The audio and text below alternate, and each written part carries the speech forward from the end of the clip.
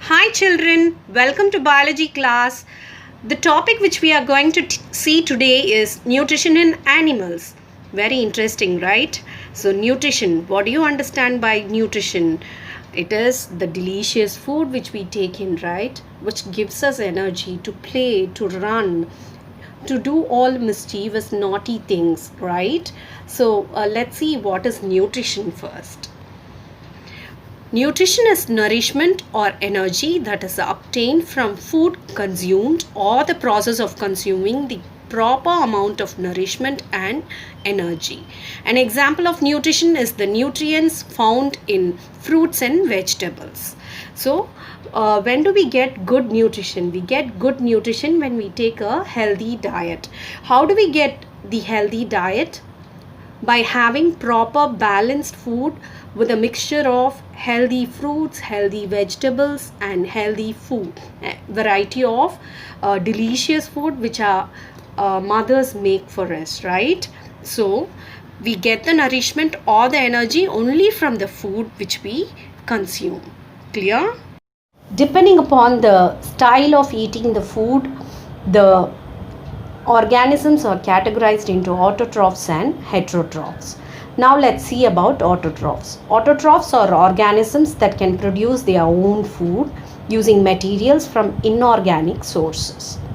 So from the word autotroph, we can understand, right? It implies auto means self and troph means food. So an autotroph is an organism that feeds itself without the assistance of any other organism.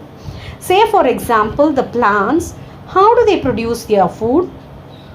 Through photosynthesis. We have studied about photosynthesis, right? So how do they do it?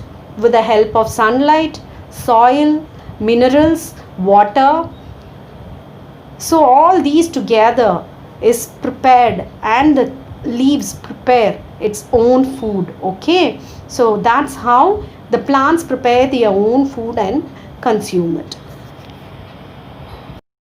Examples of autotrophs are algae, cyanobacteria, maize plant, grass, wheat, seaweed and phytoplankton. Now heterotrophs. Heterotrophs are also known as consumers because they consume producers or other consumers. So who are producers? Plants are producers, right? They produce their own food. So example of producers is plants. So let's see few more examples for heterotrophs: herbivores, omnivores and carnivores. All these are examples of heterotrophs because they eat other organisms to get proteins and energy. They cannot produce their own food or their own energy. Fungi and protozoa, since they require carbon to survive and reproduce, they are chemoheterotroph. Now let's see the types of heterotrophic nutrition. In nature, organisms exhibit various types of heterotrophic nutrition. They are as follows: holozoic nutrition, saprophytic nutrition, parasitic nutrition. Heterotrophs, holozoic nutrition. Let's elaborate this and understand about holozoic nutrition. This involves the ingestion and internal processing of solid and liquid food in an organism. This involves the steps of ingestion, digestion, absorption, assimilation and excretion or egestion. So the intake of food is broken down into simpler organic matters which is known as digestion. So the breaking up of the larger food into smaller organic matter, we call it as digestion. After the extraction of useful components, the unwanted and indigested particles are excreted out. Examples of animals that exhibit holozoic nutrition include all vertebrates, including human beings. Even some unicellular organisms such as amoeba also exhibit holozoic nutrition. Amoeba. Now we are going to see about amoeba, which is the unicellular organism. So it is a microscopic organism which is made up of only one cell. That is why it is called as unicellular organism. The amoeba has a cell membrane, cytoplasm, a nucleus which is round and dense, and small vacuoles which are like bubbles present all over it. The amoeba is capable of changing its shape and position on its own. It uses false teeth called pseudopodia to take in the food present in the surroundings. Whenever it wants to intake the food, the pseudopodia or the finger-like projections come out of its body. Then the pseudopodia engulfs, that is, it swallows the food in, and the food gets stored in the food vacuoles. Vacuoles are nothing but the hollow opening inside the amoeba. Then it secretes some digestive juices inside the vacuoles that help in the digestion of the food.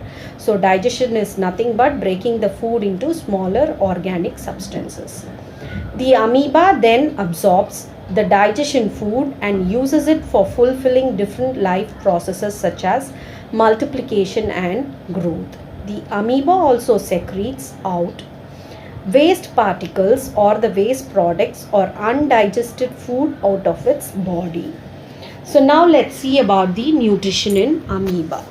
The different processes involved in holozoic nutrition in amoeba are ingestion. Ingestion is the process of intaking food into the body either by swallowing or absorbing it.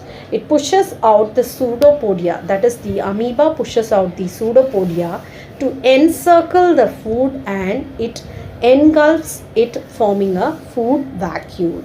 This process we call it as phagocytosis. Digestion.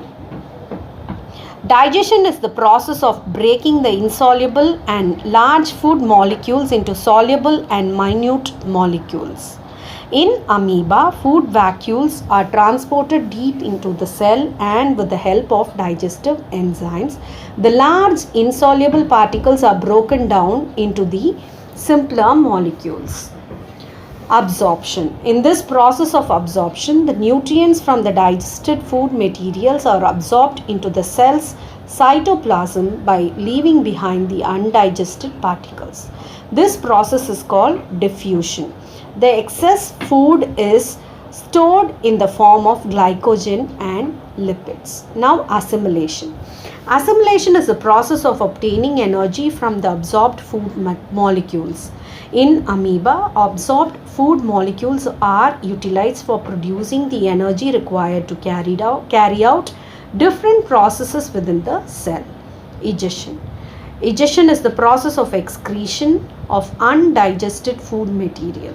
In amoeba, this process is carried out by rupturing the cell membrane to remove the undigested food material from its body. So now let's see the diagram.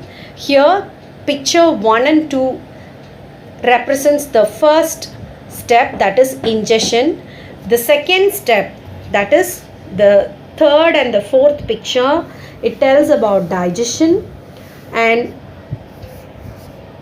in the reverse manner, the last, that is the number 3 denotes absorption, number 4 denotes assimilation, and number 5 denotes excretion. So as the food is taken in, what does it do? The pseudopodia projects out and it engulfs the food inside and forms a food vacuole. Okay, the food vacuole is present in number 2. Okay, and afterwards absorption happens where the after the digestion, that is breaking up of the food into smaller organic substances, what happens is this food is absorbed inside amoeba. Then that is converted to energy in assimilation, that is number 4. And afterwards the undigested food and the waste material is ejected out as it is shown in figure 5.